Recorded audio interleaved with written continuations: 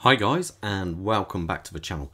Today I've got an absolute stunner of a watch. I've been waiting to review this watch for literally since it came out, which has been a few years now, but these watches are like hen's teeth, as we say in the UK. You just cannot find them.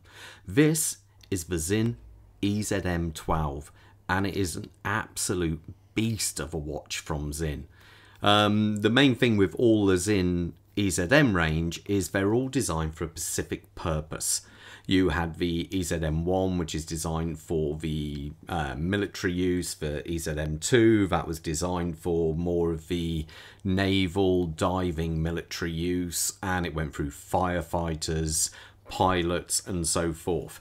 And with the EZM12, this was designed for the kind of paramedics right at the front line of things. They needed a watch which they could basically wear and clean down, because obviously there's going to be foreign particles get onto this watch and they need to sanitize it every time, and that's what this was designed for. But anyway, before I get too far into the review, I've got to say a massive thank you to Ryan and the team over at Francis & Gay. Now, they are the only people in the UK with one of these in stock. At the minute, there is a 7-month waiting list in the UK for one of these. So literally, this is the only one in the UK for sale from a dealer. So bear that in mind, guys. So I don't think this will hang around for a long time. So anyway, let's talk sizes of this. We're talking a 44mm case by only 13mm thick. The lug to lug is just over 50mm and the bandwidth is 22mm. Now, this watch is very, very cool, and everything is designed around the paramedics, rapid response teams' views. So what we have here, first thing you'll notice really is this funky rotor going around here. Now, one of them is highlighted, so this enables you to set the time accurately. You'd use that one as your standard second hand. But these others are designed with this scale in mind. Now, this is a pulse rotor. It's not the only model to feature it. My 144 has got it, and it is very cool. So basically, you can take a pulse reading, because you've only got to wait for one of these to come round to the start. So you don't have to wait really any time at all and count the amount of pulses in that time. And this scale will give you an estimate, a good estimate of the actual pulses per minute. So you don't have to actually wait there for a full minute to count it, which is very cool. So you have that. Then you have this inner bezel. Now, this inner bezel is basically operated from this crown up here, and it is silky smooth. It feels like there's no friction at all, but it's not so free to move. It feels nice and tight, but not so much that you're fighting it. It shouldn't move accidentally. Now, the reason for this countdown style on there is what the paramedics refer to as I think it's a platinum 10 minutes and a golden hour. And I'd love to go into all this, but I haven't got a foggiest what that really does mean. So I presume it's obviously what you can do within the first 10 minutes, what trauma could happen to the body and so forth. But that's what that is used for. And it is, really quite flash. You have a second loom pip up there. To be fair, the loom actually on this watch is pretty decent. And so this is what that is used for. What I would use it for is probably for parking, but there you go, so a little bit different. But anyway, that's what the inner bezel is for. And the outer bezel obviously is another countdown timer going on there. Now, as you can see, we have the sword style hands off Sinn there. They're also featured on the Sinn U2, which is the EZM5. And you also have a day-date indicator around here. So overall, the dial, there's a lot of information, but it's kind of well presented, really. I think that this kind of works, this kind of helicopter style rotor for the actual seconds kind of works quite well there. I do like it. And I like the way the orange accents slowly go up as it comes around the dial. Aesthetically, I think that is quite cool, and the way they've actually done the hour marker there is also quite, it just adds that little bit kind of cohesion with the rest of the colours on the dial. Now, as we come past that, we have this flat sapphire crystal. Now, this has got AR coating on both sides. Some people like that, some people don't. I personally quite like it. Some people say you can scratch it quite easily. Well, yes, you know, it can happen, but there again, you can always polish it off. So it's quite easy to do. Now, I suppose what I should mention really before I get too far is other advantages for what they did for the paramedics. Now, the straps here. Now, as we all know, under the spring bar, under the end links of a watch, crud can build up. You know, being watchmaking, you would not believe the sights I've seen. So to keep this watch sterile after they've worked on someone, because after all, yeah, we could be talking blood and everything gets on this watch. To remove this, you don't need any tools. That's it. That's all you do to remove it, and then you can clean in there, no problem at all. Now, I know a few people will be saying, well, that's ridiculous, that will just fall off. But due to its angle, it cannot fall off, because if I show you now, this just simply hooks over like that. So I cannot pull this off until I get to an angle of about here. Then even further. So it's almost got to go to an angle of probably 15 degrees before it can lift off. So this being on your wrist will not pull off at all. It will come like that. Now, one thing to make you aware of, this is also available in black. That's why there's no strap option with this, because it is designed for a purpose, and that's one of its key features, is being able to do that. The other is this bezel here. Now, the bezel itself is a friction style bezel. So we can spin it both ways, no problem at all. But it is, you do have to kind of really, not press on it, but you do have to move it quite firmly. It's not loose at all. So it does feel quite solid. We've got this typical arrangement around here, which is kind of cool, easy to grab. And this, after all, is being black, uses Sinn's Tagment hard coating. So it is very, very tough. A lot harder to scratch than many other watches out there. Though it is scratchable and it is also dentable. You can do it, but it's a lot harder. As too is a case is also made of this. Now, I'll talk about some other features in a second, but what this watch also comes with is this pocket knife. Now, the pocket knife on its own is really cool. I'll tell you what, I'll give you a quick view of the pocket knife, because I've not seen many people show this. You've got a blade there. You've got one tool there. You can hear how solid they are. Next tool. And can I get the scissors out without cutting myself on camera? That'd be really embarrassing, wouldn't it? Oh, it comes out this side. I knew that, didn't I? So you've got scissors there as well, which look quite solid. And you can hear they're very, very solid. This here is for a landlord on there. That's quite hard to move. Phillips screwdriver, obviously a standard one, I can't remember the name of that tool. It's punching through leather, I believe.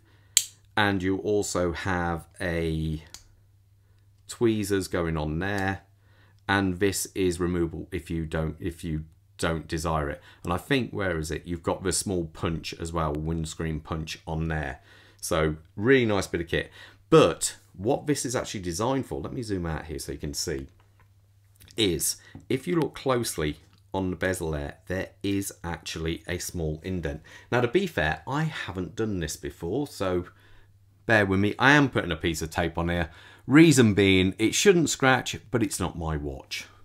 So what you do, you put the tool under there, and that just clips off. And there you go. That is the bezel removed. So then you can sanitize the watch, clean it properly, no problem at all.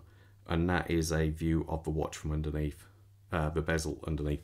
Now, to put it back on, I've seen them do this. Boom, that's it. God, am I glad that went well. So there you go. That is how you actually remove the bezel on one of these. Now, as we come round to this, we do have this kind of unusual style case, but that is partly because to allow for this system here and the bezel. Now, as you can see on this crown here, we have a blue insert there, and that's copper sulfite crystals in there ground up. And what that does is absorb any moisture which might find its way into the case. Now, I've said it on many of the other Sinn videos, if you were to put an ice cube on a normal watch without this system, leave it on there for a minute, please do not do this, you'll get condensation form underneath, because naturally within the oxygen within the watch there's going to be moisture. After all, H2O, you know, you're going to have moisture within there, and slowly over time this it basically can contaminate the oils in the watch and can cause wear, because after all, we've seen many vintage watches with little tiny speckles of rust, or as you know, vintage watch guys call it, patina. It's not really rust, it's patina, but it does get in there, and what that should do is absorb it. So what Sinn do it's a 3-stage process. They don't actually put oxygen in there, they use an inert gas system. So they suck out all the oxygen and then pump in a gas. So in theory there shouldn't be any moisture, but you never know, this will absorb it if it does, and it will change colour. And on Sinn's website you can actually find a chart to show how much absorbance that has actually done. It will get darker, and they have to replace the seals as well, because standard rubber seals aren't good enough. They're not fine enough to trap the inert gas which they put in there. So that is some of the tech in there. It's got other tech like tagmented, so it's got a case hardness for top of around about 1800 Vickers. This will be around about 1200 to 1500 Vickers. What else we got? We've got the tagmented clasp as well. We'll talk about that in a minute. The oils in this watch are designed to work all the way down to -45. This watch would have been frozen down at -45 in the factory, not just one in a batch of X amount, every single one, and still be accurate all the way up to +80. It's got an incredible high level of anti-magnetism within this watch as well.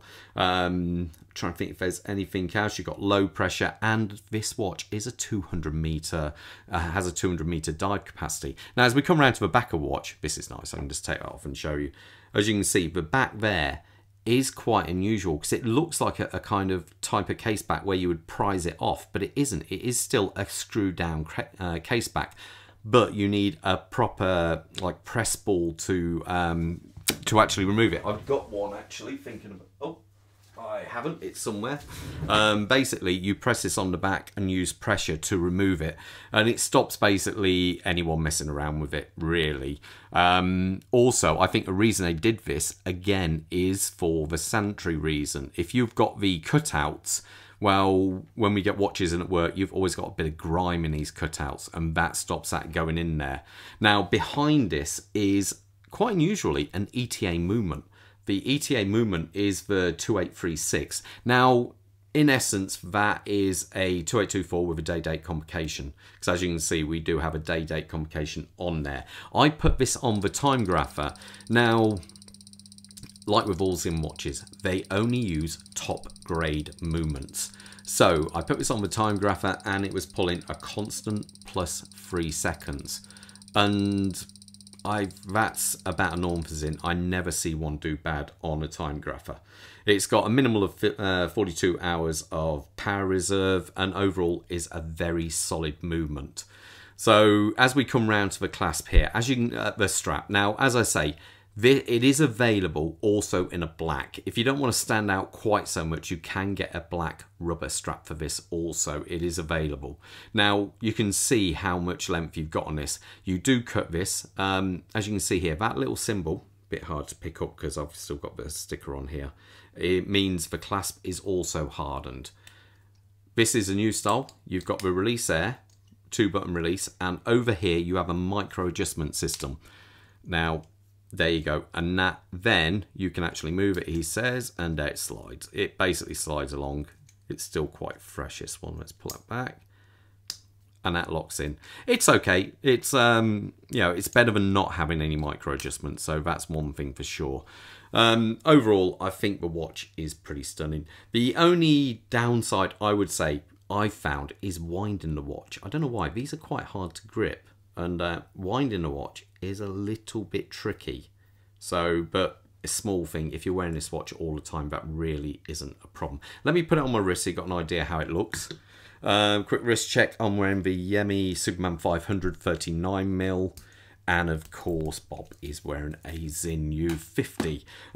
Reason being he's got a U50, and I've reviewed these a few times, is Francis & Gay still have a few of these in. And I believe they're offering 10% off at the moment on the rest of their U50s they have in stock. They haven't got many, so if you want one, do contact Ryan over there. He can get you a U50 straight away, not just the standard one, but also an SDR.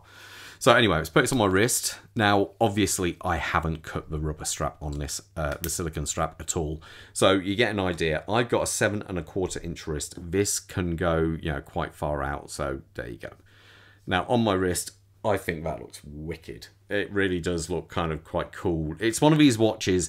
It's a standout piece, no shadow of a doubt. So it's, you know, it really will get attention wherever you go.